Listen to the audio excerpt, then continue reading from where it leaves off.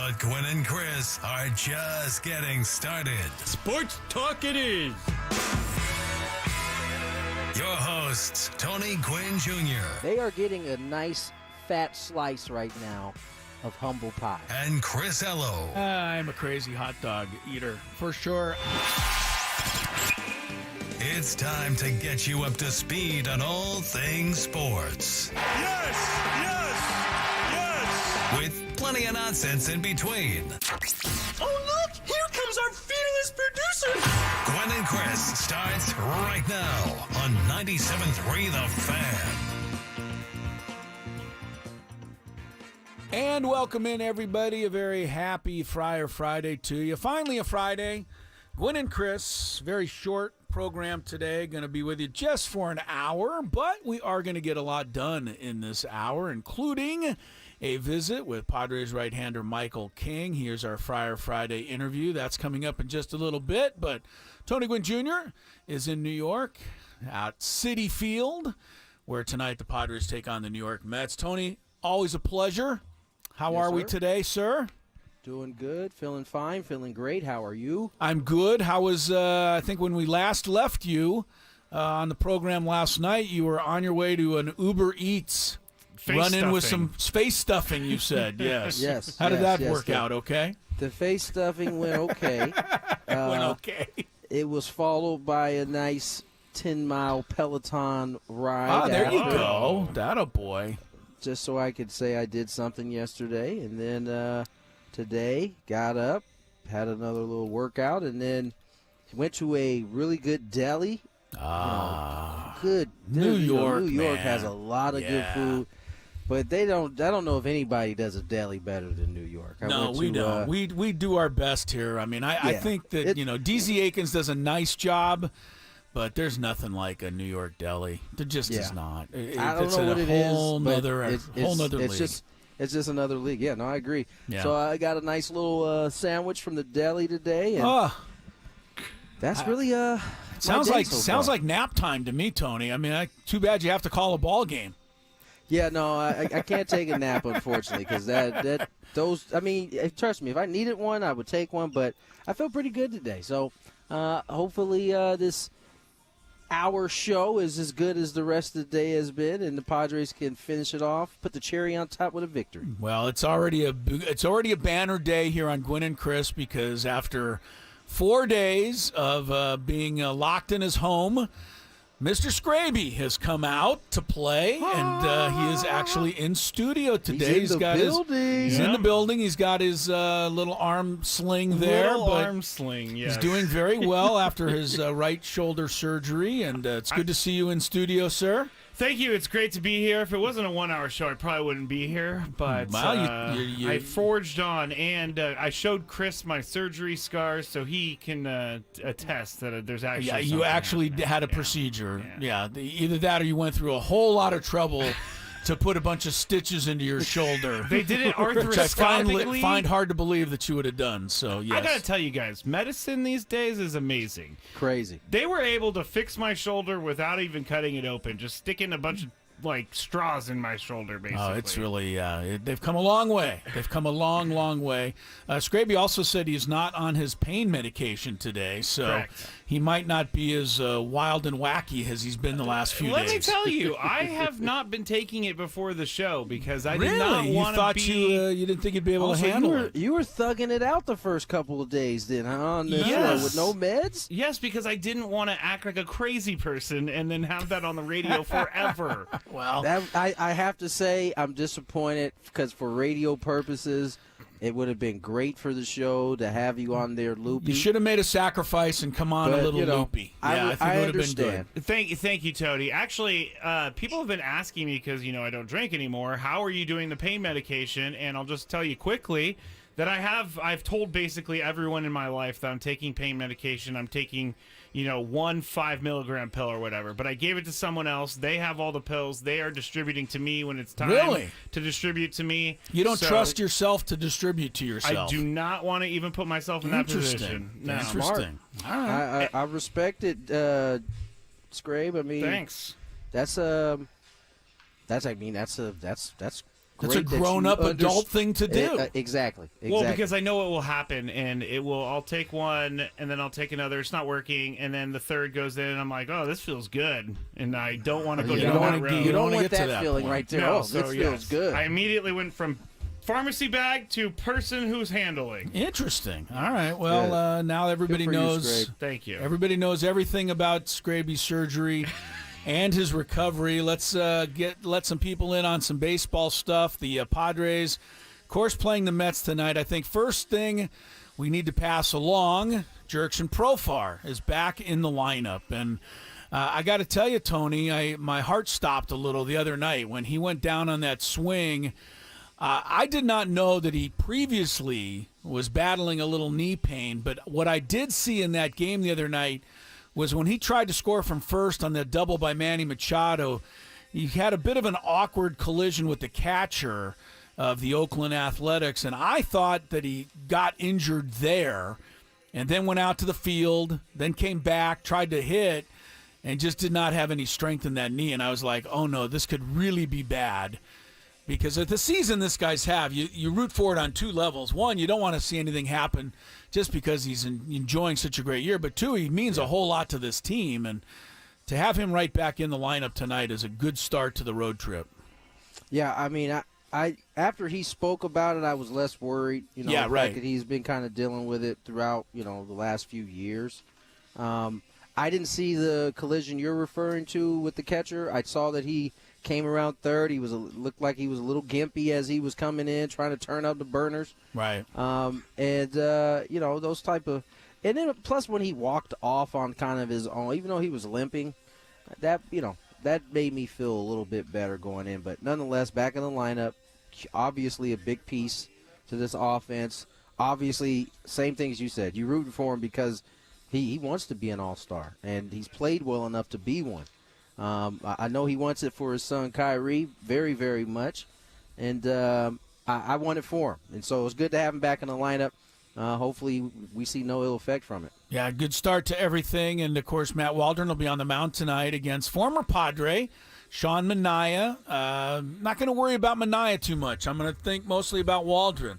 I mean, this guy's been on a tremendous roll right here, Tony. 4 or 5 straight starts.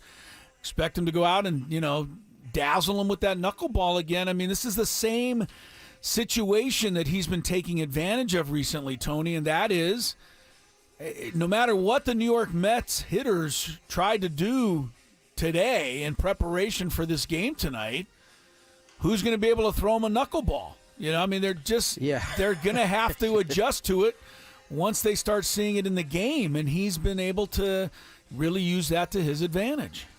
I mean, listen, I think some of the guys in this lineup probably have seen one or faced one. They won't be as naked as maybe the Marlins were when they had to face Waldron. Yeah. Having no one in that lineup having faced one before. So I guess we'll see how that kind of shakes out. But I think the most encouraging thing about Waldron is he hasn't, especially in his last start, he wasn't at his very best in terms of getting ahead. I think the start before that, yet he has put on some of his best performances.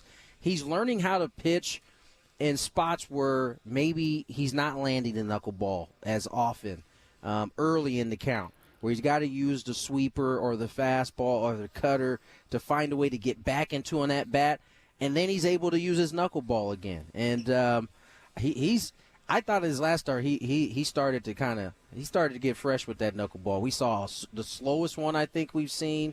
He's kind of mixing it up. I just think he's understanding how he has to use it in order to have success, and I think that's been the most encouraging thing, especially the last 2 starts, not getting ahead, because we talked a lot about how important it is for him to get ahead so he can use it more.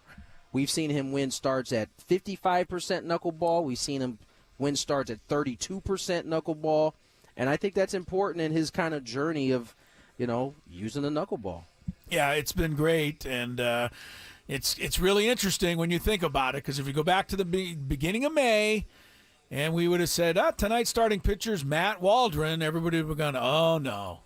Now you say the starting pitcher's Matt Waldron, and everybody's like, hey, Sounds good. Let's go. Let's roll. Yeah, Right. let's roll. Let's keep it going. And obviously, nothing's more important than any other series. Let's state that up front, because even though we try to make it so, it really isn't. All the games count the same. But it's the first time the Padres are coming off a sweep, so you want to keep the good feelings going for as long as you can.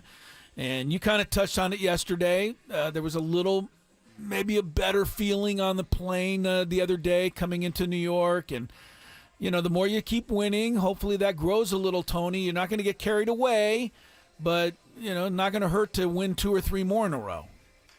No, you can't get carried away. I think Yeah. that's what the players understand better than the rest of us. Right. We don't get that. Right. But, I think, it's just you want to create that good momentum. I mean, you created it. Now you just want to keep it. You win 4. 5 doesn't seem that big of a deal. You go out, you win 5. Next thing you know, you look up, you won 8 in a row. And that's where they would like to get to, right? Will that happen? We'll see. I mean, don't get me wrong. Going out and continuing to win the series is the name of the game. And they've done that at a pretty high rate here. And you want to just keep doing it. You got the Mets team, who is, a team that still trying to find a way. They certainly aren't like pushovers, right? But they aren't, as good as we've seen them in the past. The following series is against the best team in baseball in the Phillies. So, you got your work cut out for you as it pertains to this series. And, tonight's matchup, no different. They got Manaea, a lefty, something that they've done better here as of recently, but struggled. And, that's kind of the challenge that's put in front of them tonight. I want to ask you about. There's some weather. There's some weather in the area. Oh well, that's New York. I don't know that if you've heard that. Or sometimes I haven't, and please don't tell Adam Klug, because he's Adam Klug is enjoying. We hope enjoying. Is it his birthday today? His birthday today. Happy birthday, Happy Adam. birthday to Mr. Klug. Happy birthday to our program director Adam Klug. But if he gets wind of the fact that Maybe there might I shouldn't be, have said that. I know, too much weather. Oh no! He will stop his birthday celebration. And, Poor Dave Marcus. Yes, his immediately phone's gonna go crazy. your phone's blowing up. I think Dave. I let the cat out the bag. You let the cat out of the bag, Tony. You should have kept that one to yourself. Well, as long as Chris and I get through the He's show, we're all pretending to good. slam his phone right now because he must be getting ready. He knows I just kind of blew it for him. Oh yeah, Adam's Adam's going to be pretty calling. quiet up here today. Adam now will be I said calling. that, it's going to be over. Adam Klug will be calling any minute. I wanted to ask you before we skedaddle out of this first segment about Kyle Higashioka, Tony, and what he's done and meant, here the last 10 days to 2 weeks. I don't think I was overly critical of him a couple of weeks ago, but when he was in that 0 for 22, I was just saying, look, if you're a backup catcher, nobody expects you to carry the squad, but you definitely want to contribute once in a while. And now all of a sudden, here he is. I mean, he's contributing almost every time he makes a start. He's in the lineup tonight. He's catching Waldron. He's been doing a tremendous job there. He's got a walk-off home run the other night. I think he's hit a homer in each of his last 3 starts, if I'm not mistaken, maybe 4. Look, he's part of the reason why things are looking a little more up right now. And, I just like to see a guy who went through, a low stretch, to be able to pull it back together. Not always easy to do. We don't give it enough credit when it's done. Yeah, I mean, it's his job. It's part of what he does. Let's be mindful of this next time he's in an 0 for 20. And we're not putting the pressure on him to find a way to help or contribute, as you said. I just think these guys are pros, man. They're always gonna try to put their best foot forward. And it's always, as you said, it's always fun to see a guy is going through it find a way to pull himself out of it. Now, that doesn't mean it's solved forever. This is baseball, so we know that that's not true. But at a time where that position as a whole was struggling, it was both him and Campy. They both have seemingly kind of come out of it a little bit. And so those are always positive steps, especially as it pertains to who's in the lineup, who's not. Waldron is seemingly his guy. That's the guy he's going to be in the lineup with. He talked last week about his comfort level now as he's starting to have to deal with the knuckleball. Because I can imagine when you're struggling and you're trying to make sure you can handle the defensive side and catch, it can be a lot. And so it's nice to see him having come out of it, had some big homers, obviously the walk-off, the biggest of them all, but he's in the lineup here today, and, hopefully he can continue to contribute on the offensive side of things. And we got to keep an eye on whether or not the Padres are able to find the big waffle knuckleball receiving mitt for Kyle Higashioka, as he shared with us last week that Padres didn't have one for Matt Waldron, and I don't think he's been able to use one all year. So he hasn't, but I think he said that he was breaking. That's right. He was trying to break it. Yes, so he needed to get it broken in. Yeah. So we might not. Honestly, you might not see that glove all season. I mean, the catcher's glove is those gloves are the hardest to break in, and so I imagine you don't want to be out there using this glove in the end of the season when these knuckleballs might actually have some meaning as they pass you or whatnot. You want to have your best glove available. So I'd say he's done a pretty dang good job without this knuckleball glove. I know he's working on one, but I wouldn't be surprised if we don't see it. Well, one thing we definitely won't see tonight, for the Padres at least, is a walk-off home run win. They can't do that on the road. So we know that's not going to happen, but back-to-back walk-offs, we'll see if some of the momentum carries over here into game one of the series. We'll take a quick timeout here. When we come back, a lot of other things going on in sports. U.S. Open update. Rough day for Scotty Scheffler. We'll explain that. Also, the NBA season could come to an end tonight. And still ahead, our interview with Michael King. It is Gwynn and Chris, Chrisello, Scraby here in the Odyssey Palace Studios. Tony in New York, where the Padres play the Mets in just a little bit on 97.3 The Fan. Don't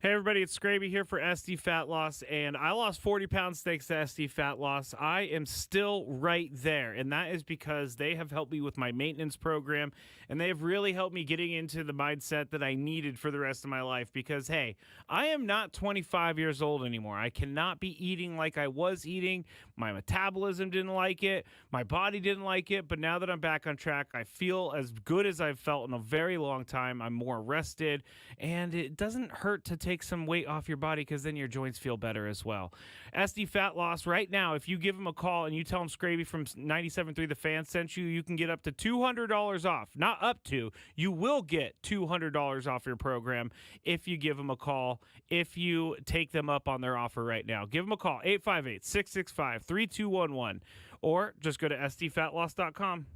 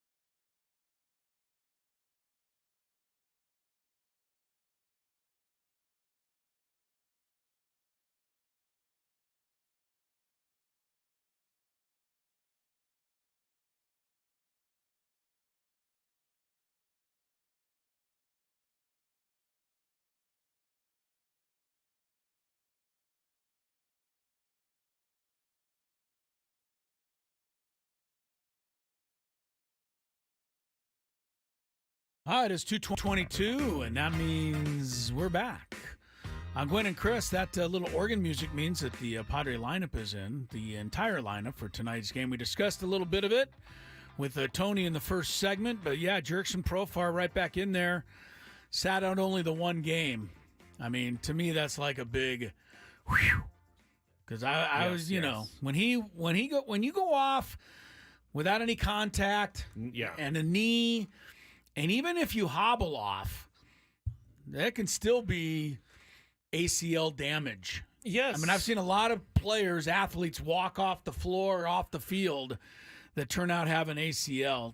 Luckily, Profar, no such thing. Back in there tonight. Can I ask something real quick before we move on about Jurickson Profar that I saw on X, and I think it's a pretty good question. But if it's known that his knee has this tendonitis, patellar tendonitis from time to time, why are they sending him when it's like going to be close to begin with? It doesn't seem like that would be the smart move with a guy with a hurt knee to send him while he's dealing with it. I didn't take that into account the other night, but to me, with 2 outs and a play that's going to be that close at the plate, I think you got to take the chance, try to score the run. And on that particular occasion, the A's made a couple of really good relay throws and just got him at the plate. With 1 out, there's no way you would send him there. But with 2 outs, I think you take the chance, you try to get the run. But it didn't work out. Luckily, Profar's back in there tonight. Luis Ariz is leading off. Fernando going to try to start a new hitting streak tonight. He'll be in right field batting second. Profar is in left field. You know, that's another thing that explains, though, why they take Profar out late in games in left field. You know, with a hurt knee, you don't want him chasing down a fly ball with the game on the line. No, you want a speedster. You want a Zokar in there. Manny's DHing again tonight. Again, I don't think we're going to see much of Manny at third base. I don't really, this is my own opinion on it, just kind of looking at it. I don't think we're going to see a whole lot of him until after the All-Star break at third base. We may see him there a little bit, but he doesn't look quite comfortable. He just doesn't seem ready to play third base. Solano is at third base, batting fifth. Jake against the lefty drops down to 6. Hassan Kim, Jackson Merrill, the hero from Wednesday, and Higashioka catching Matt Waldron tonight. One last thing on Jackson Merrill. 2, I know he had the big moment the other night, but I'd love to see him have a big weekend in New York, just so that the rest of the country will realize that we have a pretty good rookie here. I don't know how he's been able to fly under the radar. It's incredible. I mean, I told this yesterday or the day before when he hit the home run. I mean, ESPN puts a list out, award winners 2 months into the season. Jackson Merrill doesn't make the top 10 for Rookie of the Year. On the Bleacher Report center field rank, he wasn't even ranked. I mean, it's good to fly under the radar, but at some point, I'd like to see some people recognize what this guy's doing. Yeah. He's having a really good rookie season, and no one is aware. I mean, I don't know. You got to be a pretty good baseball fan to even name 10 National League rookies, let alone 10 guys you would rank ahead of him. The only reason I know this is because he's on my fantasy team, but Jackson Churio, who has not been great this year. He hasn't been unbelievable. He was going to be up supposed and down, to be, right? Churio. You got Imanaga's obviously been the one guy with the Cubs. He's not really even a rookie, though. I mean, it's one of those, where he's played in the Japanese league for so many years. You got Jung Hoo Lee, who's out now because he's out for the San season. San Francisco's guy. Yeah, he's out. I mean, anyway, look, you go back and forth on this, but, I'd like to see Jackson get a little national attention while he's in New York. The U.S. Open getting plenty of attention, golf, and Scotty Scheffler. I mean, you talk about an odds-on favorite to win a golf tournament. He wins everything. He's been winning everything. His last 8 tournaments coming into this, Scraby, he had 5 first and 2 second. That's crazy. And you're thinking, well, he's got to be there in the U.S. Open. Guess what? He's not even going to play this weekend. No. He shot a 4 over today, 74. He's 5 over for the tournament. Projected cut right now is 4 over. So he's going to miss the cut.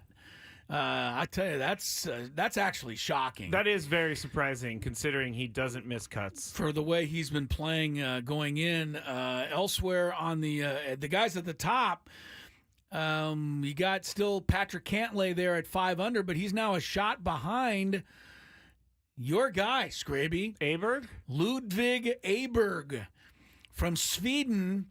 This young guy, I don't know if anybody remembers this, but he finished second behind Scheffler in the Masters this year. Yeah, he's been pretty good. And now he's winning the U.S. Open. He's at 6 under. He's got a one-shot lead over Cantlay, but maybe we're all focused on the wrong guy. Maybe this is the real big up-and-comer in the world of golf. He's only, 20-something years old? Yeah, but he has Not very old. He has to do Scheffler things before he's considered for that. Because right now, if you're going to say who's the biggest golfer in the world, easy, it's Scotty Scheffler for sure. Yeah. I'm just talking about this kid. He's 24. His potential is there. 24 years old. Ludvig Aberg from Sweden. He went to college at Texas Tech. So, but I mean, this guy, you finished second in the Masters. Now you're winning the U.S. Open. I got to give you a little credit there. Did you see that Rory McIlroy? I mean, I know he's up there. I don't know where he finished today, but he's getting back together with his wife. Yeah, she may leave him after today. Oh, wow. No, I'm kidding. It's a very strange situation. Yeah, yes. he shot a 2 over today, so he's in the hunt. He's at 3 under, 3 off the lead. DeChambeau's at 4 under. Couple off the lead. Schauffele finished at 1 under today, so he's certainly still in contention. Anybody under par is really still in contention right now. Tiger Woods, if you're wondering, last I saw, Tiger was in there at +6, and that's where he is with 4 holes to go. He'd actually need 2 birdies to make the weekend. Are you getting to the point where you're like me, where you just don't really need it anymore? anymore? I'm barely even giving his result anymore. Right? Like, you had to for years and years. You had to always. He had a chance. Everybody wanted to know where Tiger was, but nobody's as interested. Ooh, I just saw now. Brooks Koepka's at 4 over. He was Koepka was doing well until a triple bogey on the 12th hole today. The old triple bogey. I got to tell you, when you're at the U.S. Open, a triple bogey got to even seem worse than that, because you know how hard it is to get a single birdie and get that stroke back. And now you got to get 3 shots back. Meanwhile, most of the rest of the field is not triple bogeying that same hole, so you're just losing strokes everywhere. That's a tough one. That's a hang with him for a golfer. Hang with him for my guy Brooks Koepka. All right, U.S. Open will wrap up this weekend. A couple of other quick things. The NBA season most people feel should end tonight in Dallas. Boston Celtics go for their 18th NBA title, which would break a tie with the Lakers. That's another reason why Tony's rooting against the Celtics. Celtics will have the most all-time, assuming they wrap this up tonight.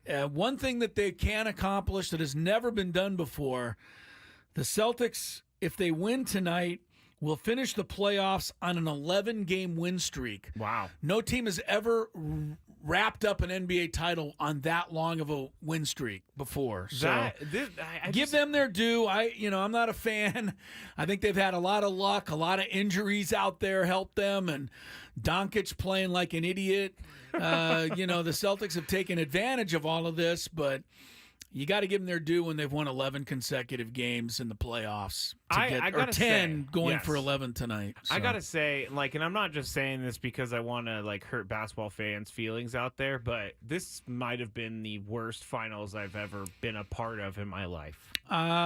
You'd have to, maybe do the Nets and the Lakers that one year. That was kind of a mismatch many years ago. I'm sure Tony didn't think that was bad. He enjoyed it, but you'd have to do some comparing and some contrasting, but I will agree with you in the sense, Scraby, that I have had a very difficult time getting into this series.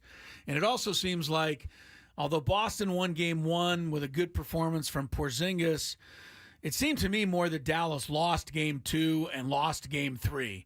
And Boston's just been kind of there to take the leftovers. We'll see what happens. Maybe Dallas keeps it alive tonight, but Luka, play basketball. Leave the officials alone. I got to think he's way more injured than we know. And I also think he is hurt, too. You're right. I mean, if he's taking pain-killing shots for his chest. Taking a pain-killing shot just to play, yeah, that certainly has been a factor also. All right, Michael King is our Friday interview. We'll also hear from Mike Schilt when we come back on Gwynn and Chris. Ben and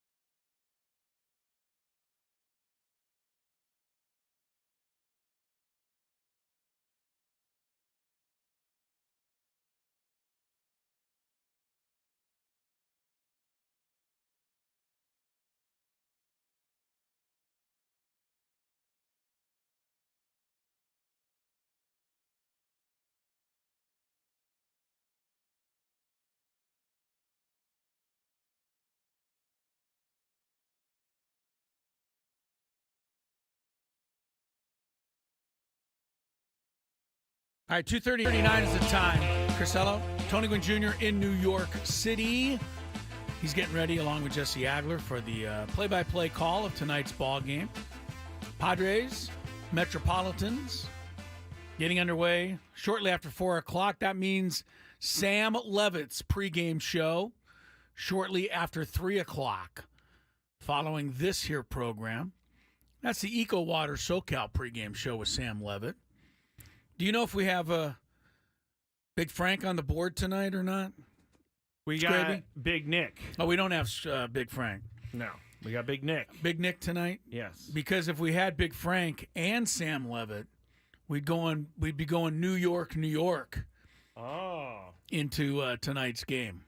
Sam Levitt is from New York City. Oh, I didn't know that, Chris. You really did? Yes, of course I knew that. I don't know. Frank is more of a... But Frank is like all in on New York. Sam's left New York behind a little bit. I don't know about he's become that. He's not out there. He's become a better Southern California guy. Don't you think? Oh, yeah, definitely. Sam definitely has embraced the Southern California lifestyle, but I'm sorry. These Mets are going down this weekend, Chris. The Metropolitans must fall.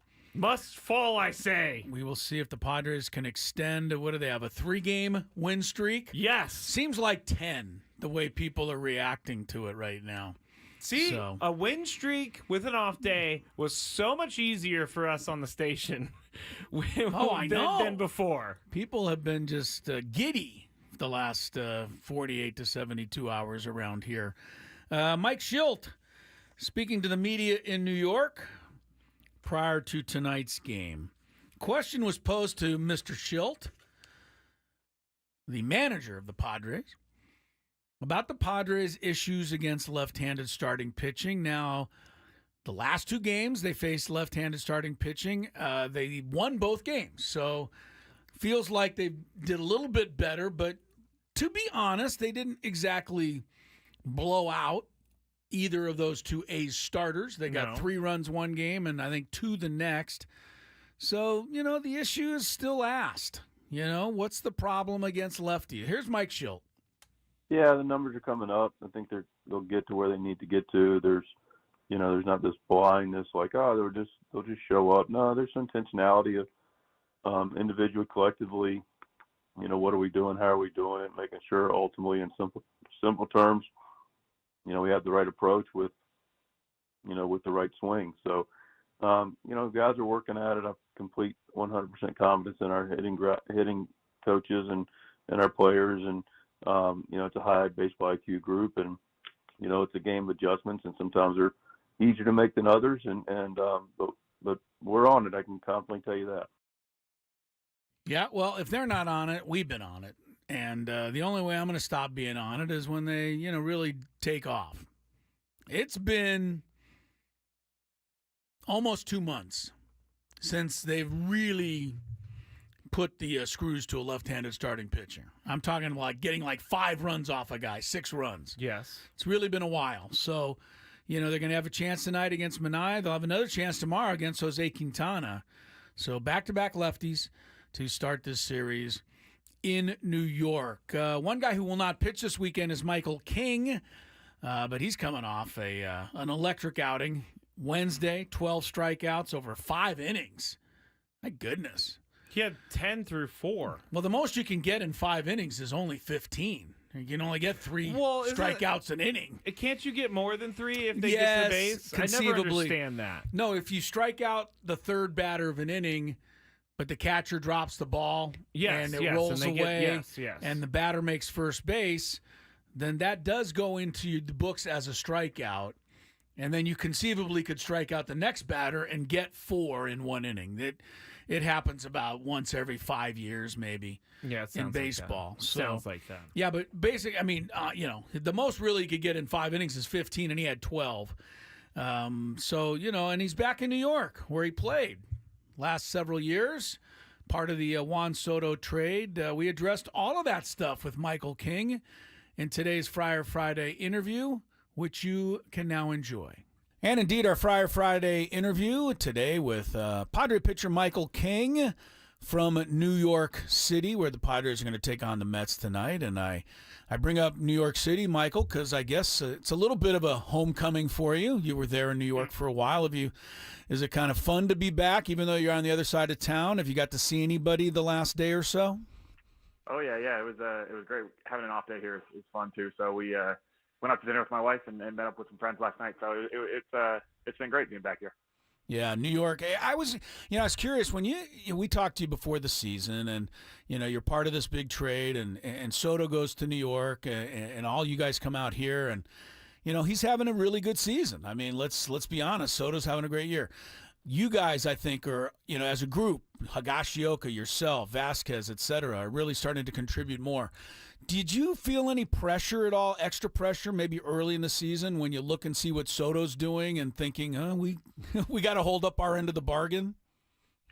I mean, not really. I mean, you just got to go out there and play your own game, So he's such a generational talent that he's going to produce wherever he is, So it's not something that you have to compare, and I don't think anybody can even fill his shoes here. But as long as we're as a team winning and playing good baseball, then that's all we can control. Absolutely. We're talking to Michael King. Padres just getting done sweeping the A's. Now they're in New York to face the Mets. And Michael, you talked earlier in the season about having to remind yourself that you are now learning to be a full-time starter at the big league level. What are some of the lessons you've learned? Yeah, I think it's, unfortunately, I've been taught these lessons mid-game, but I know that's always going to be how it is throughout the year. And so I think one of the biggest things, I basically told myself I need to have two mentalities. One's a starter mentality, one's a reliever mentality, and learn when to flip the switch on those. And if I get myself into a second and third, no outs, I'm flipping the reliever mentality on and making sure there's no contact. I'm going for swing and miss and get as many strikeouts to put up as many zeros as possible. But Ruben talked to me about it. Like, the thing with that is that can spiral into a much bigger inning, where if you just minimize that inning and then still be able to give the team 6-7 innings, even if you give up a run or two in the third inning, that's okay as a starter. As a reliever, when I would come in second and third, it's usually that's the tying run or the winning run. So I needed to change that mentality and know when I can actually flip the reliever switch on. And that happens to be later on in my games when I know that I can empty the tank, or whether it's the 6th, 7th inning, and those runs really, really matter because now we have less outs to make up for it. So I think that was the biggest mentality that I needed to learn, and I thought that it was a good mentality in the moment, but it cost me a couple games. Michael, you talked about it, emptying the tank, and I'm curious, because in your career as a reliever, you didn't have to think about it, but obviously now as a starter, you have to, as you said, kind of ease your way through. How tough is that for a pitcher to not try as hard as you possibly can, or throw as hard as you possibly can, even from the beginning of the game? Yeah, I really think it's, and this is something that Joe taught me, it's finding the opportunities throughout the game where you can. It sounds terrible to say ease off the gas, but if a hitter is super patient 0-0, whether it's to a fastball or a breaking ball, and that you can kind of just flip one in there at 80% because you're playing the numbers. If he swings 5% of the time, you're almost going to tip your cap if he actually gets it on that one. So you have to find the opportunities to, I guess, save that energy. But then it's also a total mind game where that adrenaline really gets going when you're towards the end of your start. So I think that adrenaline kicks in, and it doesn't feel like you've already thrown 100 pitches. You're just, like I say, emptying the tank, built on all adrenaline, and then your body will have to recover after that. We're talking to Michael King here, Padres starting pitcher on 97.3 The Fan, and branching off that a little bit. You have so many numbers that you can look through on the scouting report, and you were just talking about this guy swings 5% in this count, this guy does this. How much of that are you keeping in your head as you're pitching? Because to me, it would seem easier just to push all that out. I think it's definitely part of the game planning before you go out there, and then a lot of it actually has to do with how you're feeling and reading swings in the moment. So I think that you can see a quick change in approach that you weren't ready for early on in the game, and now it's based on what you're seeing. And I'd rather trust my eyes in the moment. And I know I trust both Higgy and Campy, if whoever's catching me that day, to also see it. So, and the other thing is, a guy could be terrible against sliders, and that day my slider's terrible, so I have to then adjust and get an out with a different pitch than the scouting report says. So it's a great baseline to go in with, and have a plan of attack, but you really have to be able to adjust to whatever they're showing you. Michael, I got to compliment you. And in complimenting you, I have to tell you just a very quick story about when I pitched in college at San Diego State. Go. Oh, stop it. And I had a shutout one day going into the 7th inning. And we were winning maybe 3 or 4-0, and I really felt like I was pitching a great game that day. First 2 runners got on base in the 7th inning, and Coach Dietz, the old venerable coach of the Aztecs, came walking out to take me out of the game. And he made the motion to the bullpen before he even got to the mound, so I couldn't even talk him out of it. Anyway, I stupidly started walking off and flipped him the baseball. Ooh. And he grabbed me and brought me back up on the mound and basically said, "Don't do that again." But I guess that's kind of was the competitor in me. I didn't want to come out. Anyway, so the other day, you have a great game going. I thought there's no way you wanted to come out of that game, but some days that's just the way it goes. Yeah, so I learned that mistake. I was a freshman in high school when I did that. Oh. And, I flipped the ball to the manager when he pulled me, and I will never make that mistake again. Yeah. But that was actually a conversation I had with Schulte when I first got traded over here. And I don't care if I'm giving up 10 runs or if I'm scoreless. I'm going to be mad when I get pulled from the game, because I always have it. If you're starting the game, it's your game. So. Yeah.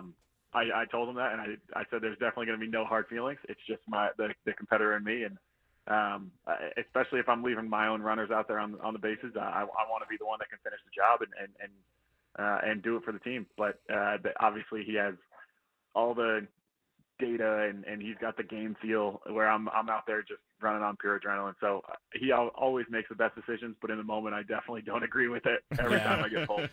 Yeah, I could feel that for sure. And I mean, I think that's what he would say, that's what he appreciates. He wants you to be a gamer and go after it. But you guys end up winning that game on Wednesday, and it's back-to-back walk-offs. Has that made a difference in the mindset of this team? I mean, it's only 48 hours since then. It's also only 2 wins. But I know one thing, the fan base is a lot more excited all of a sudden. I mean, how do you guys couch those 2 back-to-back walk-offs?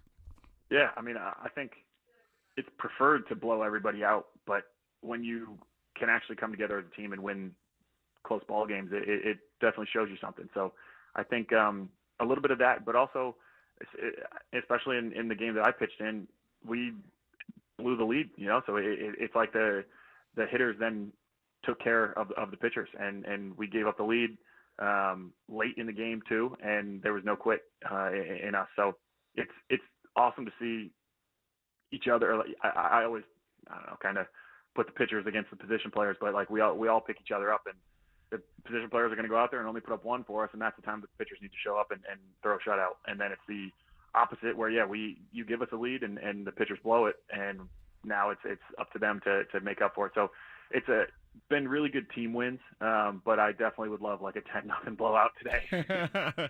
We're talking to Michael King. Michael, this is my last one. Really quick question, but what is your favorite thing to do as a pitcher? You struck out 12 the other day, so strikeouts got to feel good, but what is like the one thing that really gets you pumped up? Strikeouts are obviously great. Double plays are huge. I think one thing, and I thought this was always fun, obviously you're never trying to hit anybody, but whenever you hit a batter, if you can get the next guy to ground into a double play after that, I think it's like the greatest thing. That is great. You can kind of hurt the one batter, and then you hurt the feelings of the next batter by getting 2 outs. So that's a good one. All right. Well, next time you hit a guy, we'll be thinking about that. We will. Wish you the best. Hey, Michael, enjoy your weekend back home there, or back in New York, and we'll see you back out on the mound in Philly. Congrats on the great start to this season. You've been a big part of what the Padres are doing, and we hope that all continues for you. And you've been very kind to us, so we appreciate that. And enjoy the ride, sir. Thank you. Well, thank you guys. Appreciate you having me on. All right, there he is, Michael King, having a nice year. A little inconsistent, from time to time, but It's been pretty consistent lately. right, number one. Number two, he wasn't brought here to be the ace of the staff, all right? But look, he's pitched 83 innings. That's the same number as Dylan Cease. So, I mean, he's given you a lot of innings. He only has 6 fewer strikeouts than Dylan Cease. I mean, Cease has 101, King has 95, same number of innings. They almost both have the same ERA, 3.36 for Cease, 3.58 for King. I think the big difference is in the WHIP, walks and hits, innings pitched. Cease is 1.00, which is really, really good. King is 1.22, which is Really good. But it's not really, really good. It's just good. But, one's 5-4, one's 6-5. Cease has 8 quality starts. King has 6. So, Michael King, I'll tell you, you could have done a lot worse. Yes. Could have done a lot worse in that trade. Absolutely. And it's also his first year being a starter Do and you have being a his game log full-time guy. in front of you right here? I don't, but can it get won't it. take long. Because he has, I believe, struck out over 10 batters at least 3 times this year. I know he did it against the A's. I know he did it against the Dodgers. And didn't he strike out 10 against the Brewers? That Brewer game was really his most dominant. Yeah. Yeah, he's had 3 games, 10 and 11 against the Dodgers, 12. The other day was a season high. The Brewer game was probably the best game he pitched all year, right? What he about had the Dodger game? Excuse me? What about the game where he pitched Yeah. against Tyler Glasnow? Wow, he was great. 7 innings, 2 hits, 3 walks, 11 Ks. But I'd say the Brewer game was a little better. He didn't give up any hits until the 7th or 8th inning. Yeah. 7 2/3. Anyway, the one difference was he lost the Brewer game, or they lost the Brewer game. The Padres did. Whereas the Glasnow game you're talking about, the Padres won. Yeah. King did not get a decision in that one. It's brutal. Yeah, I mean, that's a tough one when you The pitch one that on well. Wednesday, I'm like, Yeah, you I didn't get was a going decision. through it. He didn't get a decision Wednesday either. So, right, he went 5 innings, and when he came out, his 2 runners scored. So that took him out of the decision. I wanted to ask him, and we didn't have enough time with him. He had to head to a meeting, but I wanted to ask him, like, what is it like as a starting pitcher when you leave 2 guys out there and then They both come in? and they both come in? And he said it. He said he felt bad to have the guys come in with his runners on base. Well, he's as competitive as anyone, and he didn't want to come out of that game the other day. You don't even have to ask him straight up. Yeah. Were you happy about coming out? Of course he wasn't, and he said he's not happy about coming out of any game. That's the attitude I want. I mean, that's exactly the guy I want out there. And, but I guess, Mike Schilt felt 98 pitches. That was enough. I mean, he's thrown as many as 109 this year. So that's why I would have let him, stay out there in that A's game, because he was really dealing. He could have gotten a double play. He could have struck out 3 more batters. Could have given up a 3-run homer. I mean, a lot of things can happen. Yeah. So, but as it turned out, Wandy came in, and it was hit, bunt, double, hit. Don't remind me, Chris. I know, that crazy bunt play. It was a crazy bunt play. Yeah. And what about his last answer? I love that. Or what's your favorite thing to do as a pitcher? And he said, get a double play after hitting a batter. After I hit a batter, yeah. That is so good. He's only hit 1 batter all year. Really? Yeah, that was in the game against Arizona about a week and a half ago. Here's the best news of all about Michael King. I'll be straight honest. He's made 14 starts this year. Padres have won 9 of those. So whether he gets the win or not, they win more times than not when he starts.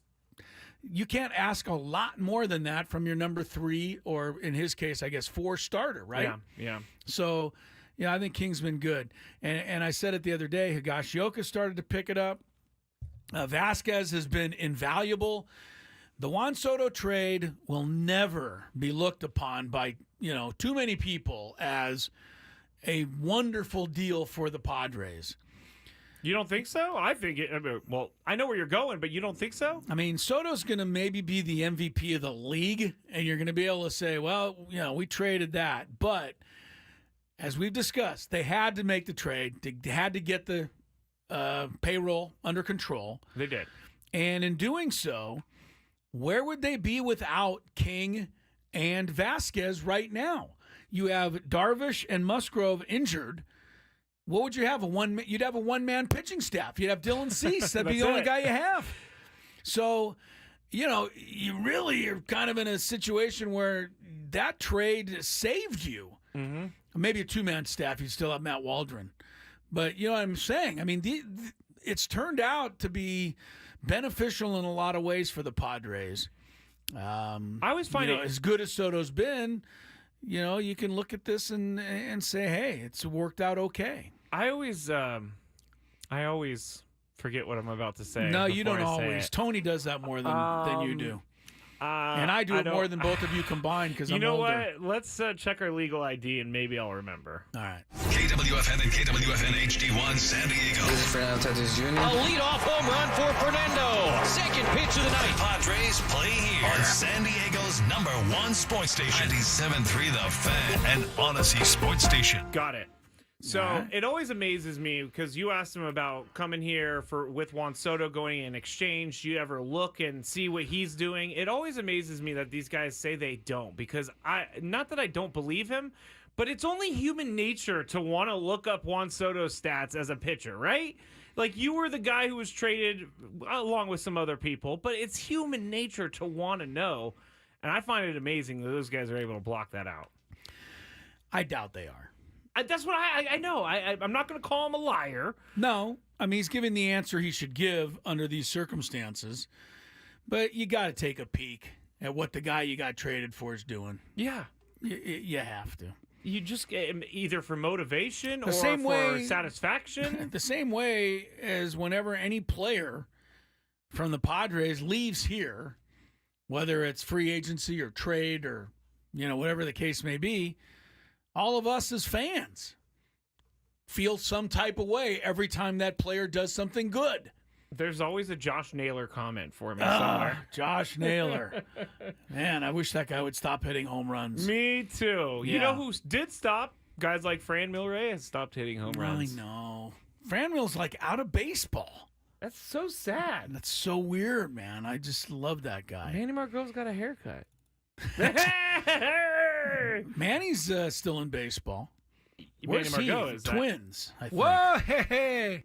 Twins. Yes, he is with the Twins. All right, Jurickson Profar is back in the lineup tonight. Sam Levitt will have all the details in the pregame show coming up shortly. But just underscore how amazing and how awesome this season has been for this guy. 244 is his career batting average. This year, 324. Mm-hmm. The only guy who has a higher batting average, I think, in all of baseball is Arise, unless that's changed in the last 24 hours or so. I mean, he's dipped a bit. Goes up and down. Yeah. But, I mean, they were the 1-2 for a good portion of time here last week, earlier this week. So, 324. All-time career OPS, 721. This year, 924. And he continues to do it. 203 points. I'm telling you, this is the magical year of Jurickson Profar. It does seem like, and the other night was another example of it, it does seem like if there's runners at second and third, and he's batting, and he hits a line drive kind of ground ball like he did the other night, it's going to just elude the second baseman and go into the outfield for a 2-run hit. It's been that kind of year. Yeah. Now, he's hit the ball with authority. You don't get an OPS like that if you're not But hitting. you don't get OPSs slugging. like that and slugging with the right. But it does also seem like when he's been sawed off, ball falls right on the chalk down the foul line, he gets a double. I'll take it. It's been Every time. fantastic. I love it. The magic of Jurickson Profar has been right there with Suarez, but I think Profar, because you see it every day. Seems like every day. It does seem like every day. So I hope it's his great knee that feels he's better, though. You're so nice. Is that what you'd say if you ran into him? How's your knee, buddy? I would be like, hey, Jurickson, I just got shoulder surgery, so I understand what you're going through. The thing that I had forgotten about Profar was that he was like the biggest, right? Supposed star coming into the big leagues. Oh, he was like that. He was that guy. He was the prospect. People were talking about him like he was the next coming of like Willie Mays and all those guys. Did not remember that. He debuted as a 19-year-old. AJ Preller has been on his. I mean, they've worked together all the way back in those Rangers days. 2012, Profar started his career. This is 12 years into it before this has happened for him. Good for him. Absolutely. Sammy Levitt pregame show. EcoWater SoCal pregame show. That's next. Then Tony and Jesse with the game. Enjoy the weekend. Let's keep it going. I don't want to go back to Mr. Negative on Monday. Yeah, me neither. Right? So let's just see if we can keep a little momentum going along. Scraby with the appearance back in studio today. I just post. Not a boy, Scrabe. Thank you. Tony Gwynn Jr., Crisello, have a good rest of your day and a great weekend. Don't forget, Father's Day is Sunday. Might want to get a card somewhere along the line. Every